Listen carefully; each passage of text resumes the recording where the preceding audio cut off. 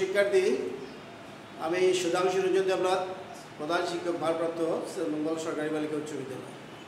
তোমরা কেমন আছো? নিশ্চয়ই ভালো। দীর্ঘদিন থেকে স্কুল বন্ধ, প্রতিষ্ঠান বন্ধ, করোনাকালীন সময়ে তোমাদেরকে আমরা মিস করছি। আসলে আমাদেরকে খুব খারাপই লাগছে, আমাদের যে দায়িত্বটা সঠিকভাবে পালন করতে পারছি না। যাই হোক, আমরা ইতিমধ্যে আমাদের প্রতিষ্ঠানের পক্ষ থেকে অনলাইন ক্লাস শুরু করেছি।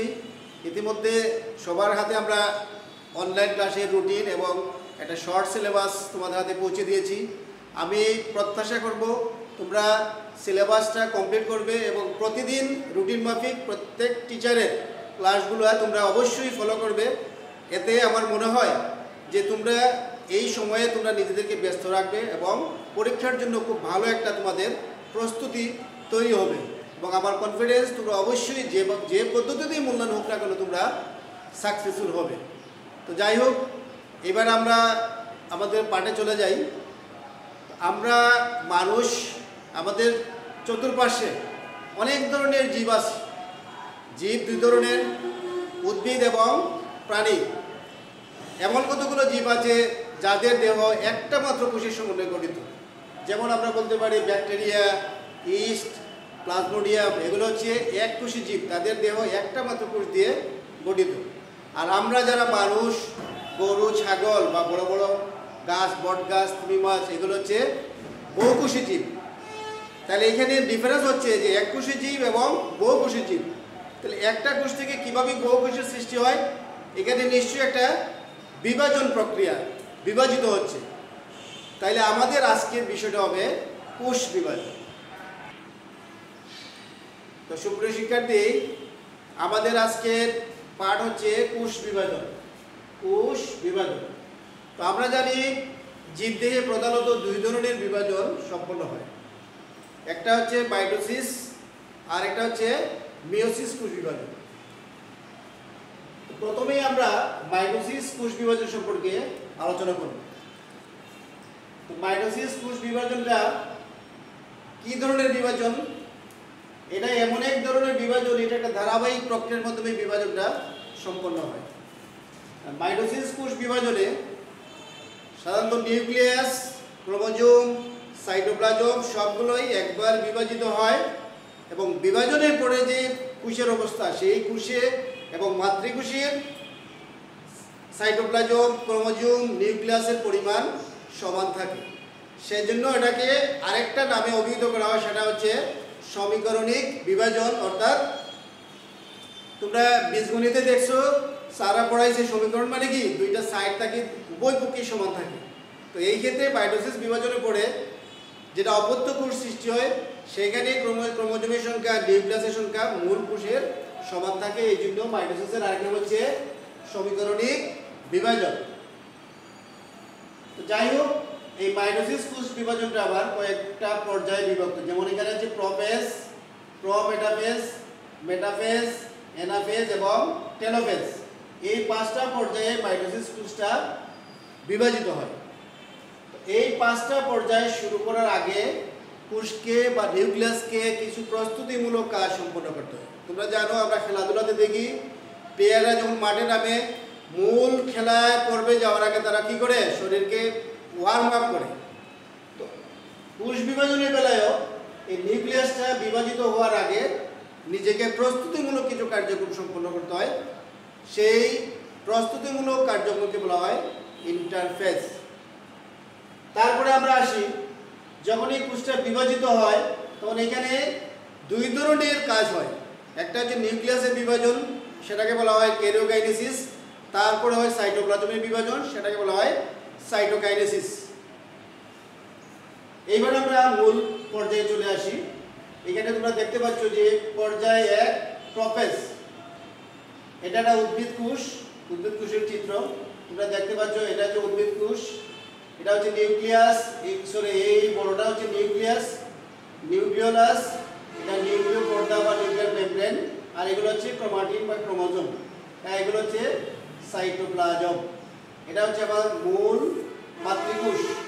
এটা থেকে বিভাজিত হয়ে এই অবস্থা আসছে। এখানে তোমরা লক্ষ্য করো, এখানে নিউক্লিওলাস আগের মতোই আছে, কিন্তু এখানে নিউক্লিয়াসের ভিতরে এই যে ফুটা ফুটার মতো দেখতে পাচ্ছ এগুলো হচ্ছে পানি। এখানে এসে পানির পরিমাণ কমতে শুরু করে, অর্থাৎ প্রথম অবস্থায় নিউক্লিয়াসের মধ্যে যে পানি ছিল সেই পানিটা হ্রাস পেতে থাকে, যার কারণে এই ক্রোমোজোমগুলো এখানে একটু স্পষ্ট এবং মোটা আকারে দেখা যাচ্ছে। এখানে মাঝখানে প্রত্যেকটা ক্রোমোজোমের মাঝখানে তোমরা যে বলের মতো অংশটা দেখতে পাচ্ছ এটাকে বলা হয় সেন্ট্রোমিয়ার।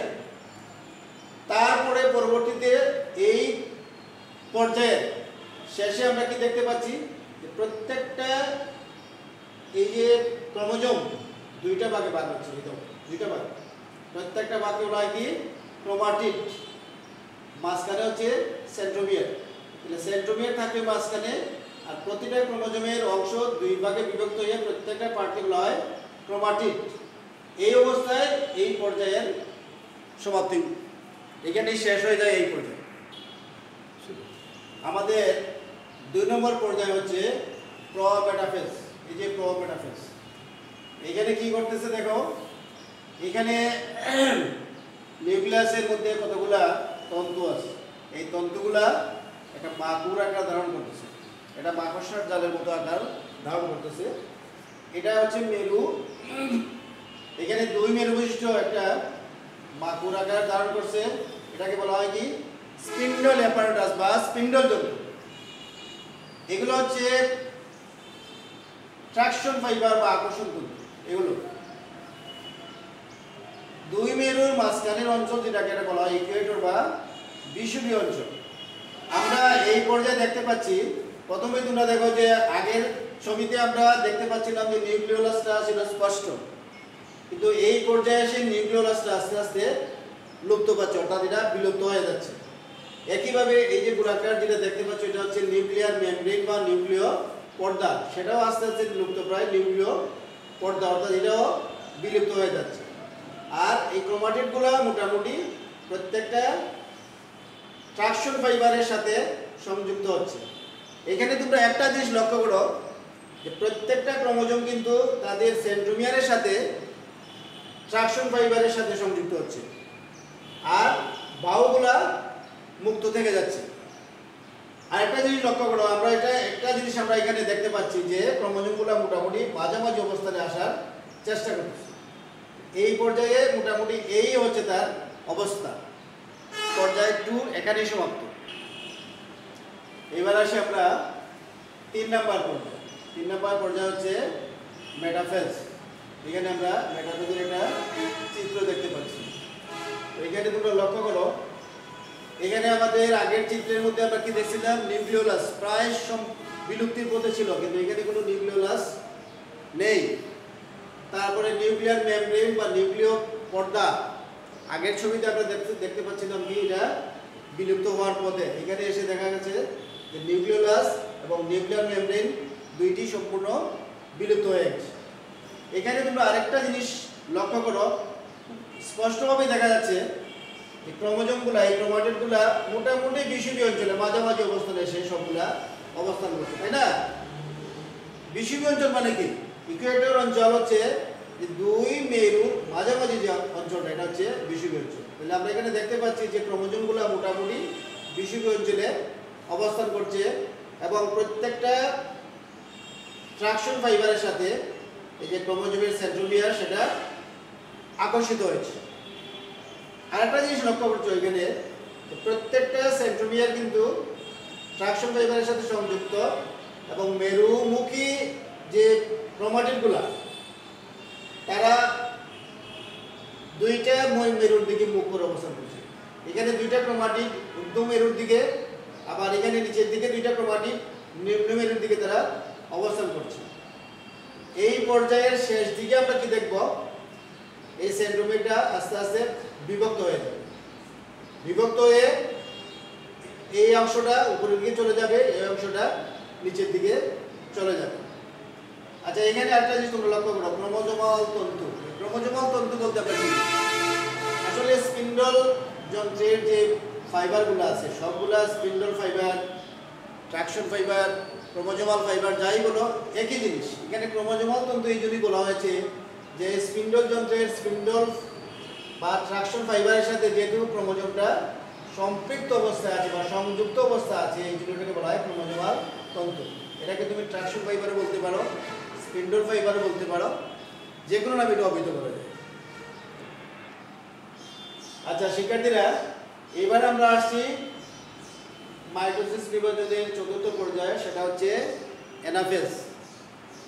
এই ধাপে এসে কি করছে, আমরা আগের চিত্রে দেখতে পাচ্ছি যে এই যে সেন্ট্রোমিয়ার এবং ক্রোমাটিডগুলো একসাথে ছিল, কিন্তু এখানে এসে কি হচ্ছে যে সেন্ট্রোমিয়ার থেকে এই ক্রোমাটিডগুলো আলাদা হয়ে গেছে। অর্থাৎ একটা সেন্ট্রোমিয়ার থেকে দুইটা ক্রোমাটিড উপরের দিকে চলে যাচ্ছে, আর আরো দুইটা ক্রোমাটিড নিচের দিকে চলে যাচ্ছে। অর্থাৎ এখানে মেরুভূমিকী চলন শুরু হয়েছে। এই অবস্থায় এটাকে বলা হয় কি, অপত্য ক্রোমোজোম। এখানে কিন্তু একটা জিনিস তোমরা লক্ষ্য করো, এই ক্রোমাটিডগুলা মেরুর দিকে আকর্ষিত হচ্ছে। যদিও তাদের মধ্যে আগে একটা আকর্ষণ ছিল, নিজেদের মধ্যে আকর্ষণ ছিল, কিন্তু এখন এসে তাদের মধ্যে বিকর্ষণ শুরু হয়েছে এবং মেরুর দিকে তাদের আকর্ষণ শুরু হয়েছে, যার কারণে সেন্ট্রোমিয়ারটা এই ক্রোমাটিডকে নিয়ে মেরুর দিকে অগ্রসর হচ্ছে। এই ক্ষেত্রে সেন্ট্রোমিয়ার উপরের দিকে এবং ক্রোমাটিড নিচের দিকে, অর্থাৎ সেন্ট্রোমিয়ার থাকবে অগ্রগামী আর এই ক্রোমাটিডে থাকবে অনুগামী। আরেকটা জিনিস তোমরা লক্ষ্য করছো, এখানে এই যে ক্রোমাটিডটা ভাগ হয়েছে, এই ক্রোমাটিডের মধ্যে নিজেদের মধ্যে একটা বিকর্ষণ শুরু হয়েছে। এখানে বিভিন্ন ধরনের ক্রোমাটিড আমরা দেখতে পাচ্ছি। এখানে যদিও স্পষ্ট বোঝা যাচ্ছে না ছবির মধ্যে, আমি একটু তোমাদেরকে বুঝাই। এই সেন্ট্রোমিয়ারের অবস্থান অনুসারে এই ক্রোমাটিডকে বিভিন্ন নামে অভিহিত করা যায়। যেমন একটা আছে মেটাসেন্ট্রিক, সাবমেটাসেন্ট্রিক, অ্যাক্রোসেন্ট্রিক বা টেলোসেন্ট্রিক। যদি এই অবস্থায় হয়, অর্থাৎ বি এর মতো যদি হয়, মাঝখানে যদি সেন্ট্রোমিয়ার থাকে, সেটা হচ্ছে মেটাসেন্ট্রিক। তারপরে যদি এই অবস্থায় হয়, এটা হচ্ছে এল এর মতো হয়, এটা হচ্ছে সাবমেটাসেন্ট্রিক। যদি এই অবস্থায় হয়, সেটা হচ্ছে অ্যাক্রোসেন্ট্রিক। আর যদি আই এর মতো হয়, সেটা হচ্ছে টেলোসেন্ট্রিক। অর্থাৎ ক্রোমোজোমের সেন্ট্রোমিয়ারের অবস্থার উপর মেটাসেন্ট্রিক, সাবমেটাসেন্ট্রিক, টেলোসেন্ট্রিক এবং অ্যাক্রোসেন্ট্রিক এই নামে অভিহিত করা যায়। এখানে এসে দেখো যে দুইটা মেরু মোটামুটি স্পষ্ট আমরা দেখতে পাচ্ছি, অপত্য ক্রোমোজোমগুলো স্পষ্ট দেখা যাচ্ছে। আর এই যে স্পিন্ডল যন্ত্রগুলো, স্পিন্ডল অ্যাপারেটাস বা স্পিন্ডল ফাইবার, এগুলো আস্তে আস্তে কি হচ্ছে, লুপ্ত হয়ে যাচ্ছে, তা বিলীন হয়ে যাচ্ছে। এই পর্যায়ে এখানে এসেই তার সমাপ্তি। আচ্ছা শিক্ষার্থীরা, এখন আমরা দেখতে পাচ্ছি এখানে যে পর্যায়ে 5 টেলোফেজ, অর্থাৎ মাইটোসিস কোষ বিভাজনের সর্বশেষ পর্যায়ে টেলোফেজ। তোমরা এখানে লক্ষ্য করো যে অতীতে এর আগে আমরা যে ছবিগুলো দেখতে পাচ্ছিলাম, যে পর্যায়গুলো, এটা এখানে একটু ব্যতিক্রম, চিত্রের মধ্যে একটু ব্যতিক্রম দেখতে পাচ্ছি। এখানে এসে কি হচ্ছে দেখো, প্রোপেজ ধাপে কি করতেছিল, প্রথম পর্যায়ে ঘটছিল কি, যে নিউক্লিয়াসের ভিতরে যে পানি ছিল, সেই পানিটা আস্তে আস্তে সরতে শুরু করেছিল, বা ক্রোমোজোমগুলো স্পষ্ট দেখতে শুরু করা গেছিল। এই পর্যায়ে এসে আবার এই পানিটা, এই নিউক্লিয়াসের ভিতরে আবার পানিটা জমতে শুরু করে। এই অংশটা, এগুলো হচ্ছে পানি, আবার আস্তে আস্তে পানিটা জমতে শুরু করে। যখন এটার ভিতরে পানি জমা শুরু করে, তখন এই নিউক্লিয়াস ভিতরে যে ক্রোমোজোমগুলো, এগুলো আবার সরু এবং লম্বা হতে থাকে। এক পর্যায়ে তাদের মধ্যে কি হয়, নিউক্লিয়ার রেটিকুলাম বা নিউক্লিয়ার জালিকা সৃষ্টি হয়। তারপরে এখানে তোমরা দেখতে পাচ্ছ যে নিউক্লিওলাস, ওই আবার তোমরা এখানে এসে নিউক্লিওলাসটা দেখতে পাচ্ছ। অর্থাৎ এই পর্যায়ে এসে আরেকবার নিউক্লিওলাসটা পুনরাবির্ভাব ঘটেছে। তারপরে এই যে স্পিন্ডল যন্ত্র, এই যে স্পিন্ডল যন্ত্রগুলো আস্তে আস্তে লুপ্ত হয়ে যাচ্ছে, যে লুপ্তপ্রায় স্পিন্ডল যন্ত্র। এই পর্যায়ের সবচেয়ে গুরুত্বপূর্ণ অংশ হচ্ছে এই যে সাইটোপ্লাজমগুলো ছিল, এই যে সাইটোপ্লাজম, এই সাইটোপ্লাজমের ঠিক মাঝ বরাবর এখানে একটা পর্দা সৃষ্টি হয়েছে। তোমরা দেখতে পাচ্ছ এখানে একটা পর্দা সৃষ্টি হয়েছে। এই পর্দার নাম হচ্ছে কি, পুশ প্লেট। যখনই এই পর্দা সৃষ্টি হচ্ছে, তখনই আমরা কি দেখতে পাচ্ছি, এখানে দুইটা অংশ অর্থাৎ দুইটা পার্ট তৈরি হয়েছে। এটা হচ্ছে একটা অপত্য কোষ, এটা হচ্ছে আরেকটা অপত্য কোষ। তাহলে এখানে আমরা দুইটা কোষের মধ্যে কি পাইলাম? দুইটা নিউক্লিয়াস। এই কোষের মধ্যে আছে নিউক্লিওলাস, এখানেও নিউক্লিওলাস, এখানের মধ্যে ক্রোমোজোম আছে, এখানের মধ্যে ক্রোমোজোম আছে। তাহলে আমরা প্রথমেই দেখছিলাম যে মাতৃকোষ বা একটা কোষ বিভিন্ন পর্যায়ে অর্থাৎ 5টা পর্যায়ে বিভাজিত হয়ে শেষ পর্যায়ে যেটা টেলোফেজ, সেই টেলোফেজ পর্যায়ে এসে একটা কোষ থেকে দুইটা কোষের উৎপত্তি হয়েছে। আমরা কি বলছিলাম যে কোষ বিভাজন অর্থাৎ একটা কোষ থেকে অনেকগুলো কোষের সৃষ্টি হয়। তাহলে এখানে আমরা একটা কোষ ভেঙে কয়টা কোষ হয়েছে? দুইটা কোষ। এই পর্যায়ে এসেই মাইটোসিস কোষ বিভাজনের সমাপ্তি। সুপ্রিয় শিক্ষার্থী, তো আমরা এতক্ষণ মাইটোসিসের 5টি পর্যায় নিয়ে আলোচনা করলাম। এবার আমরা সামান্য মূল্যায়ন করব। আমরা এবার মূল্যায়নের প্রশ্ন চলে যাচ্ছি। এখানে 1 নম্বর একটা কোয়েশ্চেন আমি দিয়েছি যে মাইটোসিসের অপর নাম কি, অর্থাৎ মাইটোসিস কোষ বিভাজনের আরেকটি নাম আমি প্রথমেই আলোচনা করছি, সেই অপর নামটি কি।